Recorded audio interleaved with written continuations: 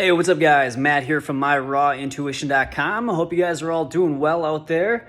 I got a little sprouting experiment going on. We caught a few videos from Doug Evans recently, and now we're kind of wanting to get back into the sprouting game. So went ahead and kind of splurged on a bunch of different sprouting seeds. As you can see here, got some green peas, fenugreek, 35-pound bag or bucket of lentils, French lentils. Those are supposed to be some of the best. More green peas. This down here is some mung beans that we got at our local store here. Now we got some alfalfa, sunflower, and broccoli. So that is what I decided to order. I'm gonna just experiment with these and see how it goes. I've done quite a bit of sprouting in the past, which is, sometimes it goes good and sometimes I have a little trouble with it. So I'm thinking that these sprouting seeds are gonna help, increase the germination rate, just because these companies are known for providing quality seeds.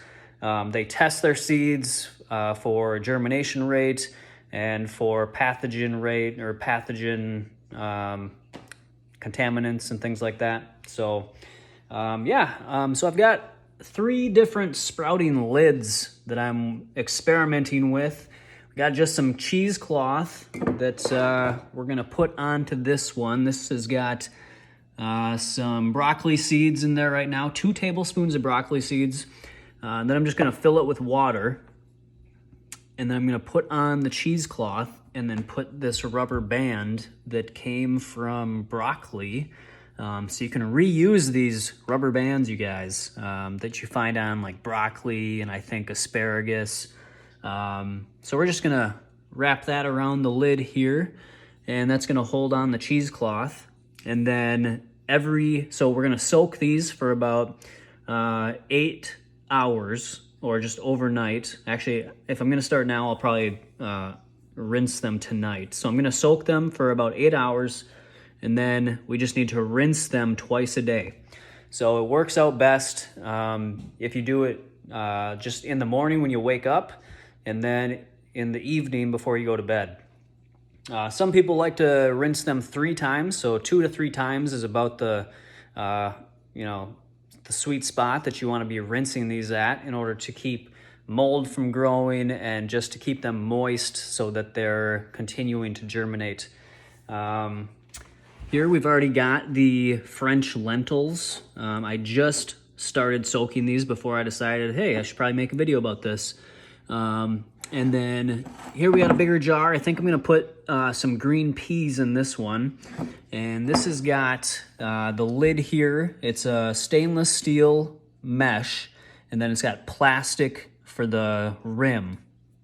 Now, I have so I can actually take out the stainless steel mesh and put it into like a ring here from just a ball mason jar. The problem with that is that these rings tend to rust. And so if you can kind of see already on this one, it's got some rusting around the rim there. And so that is not what we want. And so we're experimenting. I actually just ordered on Amazon some more lids like this. It's a little bit different of a ring. It's plastic though, so I'm gonna see how those work. Otherwise, I'm thinking maybe I'll just switch to just cheesecloth, because that's not gonna have any rust happen. It's pretty cheap, and so I'll just maybe go with that. But we're gonna test it out. I'm gonna keep you guys updated on how this goes, and just to give you guys an idea of what the cost of all this was. So I got these 2 big buckets from True Leaf Market. That's online. You can just look them up, True Leaf Market. And then these 2 buckets, it's 35 pounds of green peas, and these are all organic. And then 35 pounds of French lentils, and that came out to $198.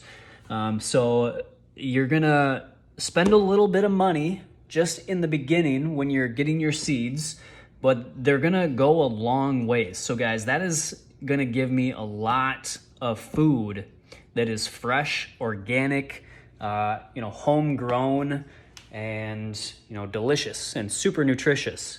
So you got to kind of allocate where you want your money to go. If you want it to go towards increasing your health, then sometimes you got to splurge a little bit on some of these things.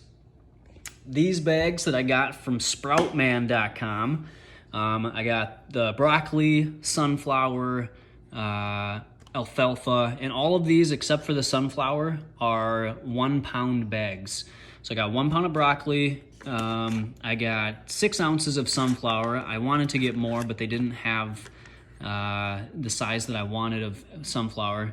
1 pound of alfalfa, 1 pound of fenugreek, and 1 pound of green peas.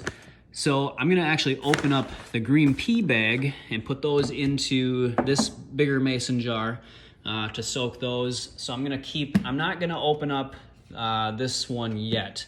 Now on the tub here from True Leaf Market, I like that they have some information here on the side. I'm not sure if I'm getting that in the shot. Yep, I think so. So it gives you just kind of the basic instructions for sprouting various different seeds. It also gives you some reasons that you might want to sprout. They are complete foods, fresh and easy, fast and nutritious, flavorful and delicious, pennies per serving, which is awesome, highly nutritious, low in calories and fat, and so on. All right, so here is the sprouting instructions. So most of these seeds are going to be very similar with the process that you have to go through. Alfalfa, bean salad, broccoli, cabbage, clover, fenugreek, garbanzo, lentil, mung beans, green peas, radish, some of their mixes, soybeans, and wheat. These are all going to sprout with the same process. So just kind of how I'm doing here, you want to put them into a jar.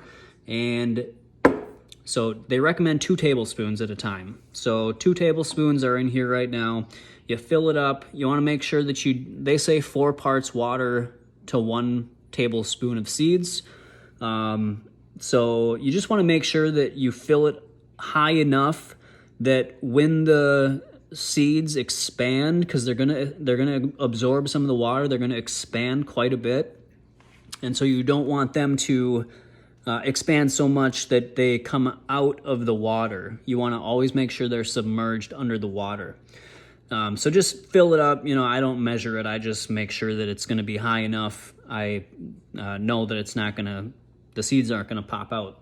So so then again, tonight I'm going to just rinse these out. You want to keep them, once you rinse them out, so just like I've got here, you want to keep them at about a 45-degree angle. And this lid, so this is a little bit different. This is just an old sauerkraut jar that I poked holes into the lid with a nail. And I just use that as basically our go-to mung bean sprouting kit. So we just put about a 1/3 cup of mung beans in here, and then it fills up the entire jar really well. So again, you just want to keep it at a 45-degree angle because you want the water to always be draining out without obviously letting the seeds fall out. So that's why I poked the holes in the lid there. And so that just allows the water to drain out, and it keeps you want to have air circulation in there as well. So that's why you want the seeds to be, pretty spread out if possible. You don't want them all jammed at the bottom here, because that's going to cut off the airflow, and then you can get molding and things like that. So you just want to make sure that there's a good amount of airflow that can get through there. The water has a chance to drain out, and you are just keeping them rinsed 2 to 3 times a day. All right, so Hope that helps, guys. Hope this was interesting for you. I'm going to keep you posted on how this is all going. If you have any questions, leave them in the comments box down below. And until next time, always follow your raw intuition.